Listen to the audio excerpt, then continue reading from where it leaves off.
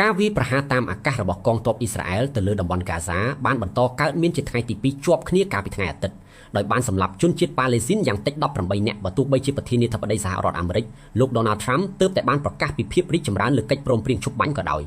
មន្ត្រីសុខាភិបាលប៉ាឡេស្ទីនបានឲ្យដឹងថាយន្តហោះចម្បាំងអ៊ីស្រាអែលបានបើកការវាយប្រហារពីព្រឹកព្រលឹមទៅលើទីក្រុងហ្គាហ្សាទីក្រុងឌីអាល់បាឡានិងតំបន់ខានយូនីសដែលធ្វើឲ្យចំនួនអ្នកស្លាប់ថ្ងៃនេះមានកម្រិតខ្ពស់បំផុតក្នុងរយៈពេលជាច្រើនសប្តាហ៍តាក់ទងនឹងបញ្ហានេះរដ្ឋមន្ត្រីថាមពលអ៊ីស្រាអែលលោកអេលីខូមបានបញ្ជាក់ថារដ្ឋាភិបាលអ៊ីស្រាអែលមានការសង្ស័យយ៉ាងខ្លាំងចំពោះផែនការដែលថាក្រុមហាម៉ាស់នឹងព្រមដកអាវុធហើយព្រមានថាអ៊ីស្រាអែលអាចនឹងត្រូវកាន់កាប់តំបន់ហ្គាហ្សាទាំងស្រុងប្រសិនបើហាម៉ាស់មិនព្រមធ្វើតាមការទាមទារ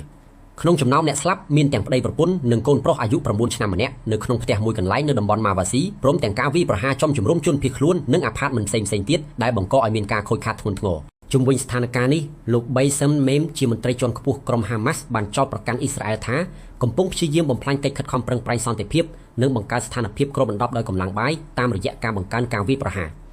ទន្ទឹមនឹងនេះក្រុមប្រឹក្សាសន្តិភាពរបស់លោក Donald Trump បាននឹងកំពុងជំរុញផែនការចំនួន15ចំណុចដើម្បីអនុវត្តកិច្ចព្រមព្រៀងឈប់បាញ់ឲ្យបានសម្រេចខណៈដែលអ្នកនាំពាក្យរបស់អ៊ីស្រាអែលបានសង្កត់ធ្ងន់ថាអ៊ីស្រាអែលមានការបារម្ភជាខ្លាំងនិងទាមទារឲ្យក្រុមហាម៉ាស់បោះបង់អាវុធទាំងស្រុងជាមុនសិនទើបអាចឈានដល់ដំណោះស្រាយយូរអង្វែងបាន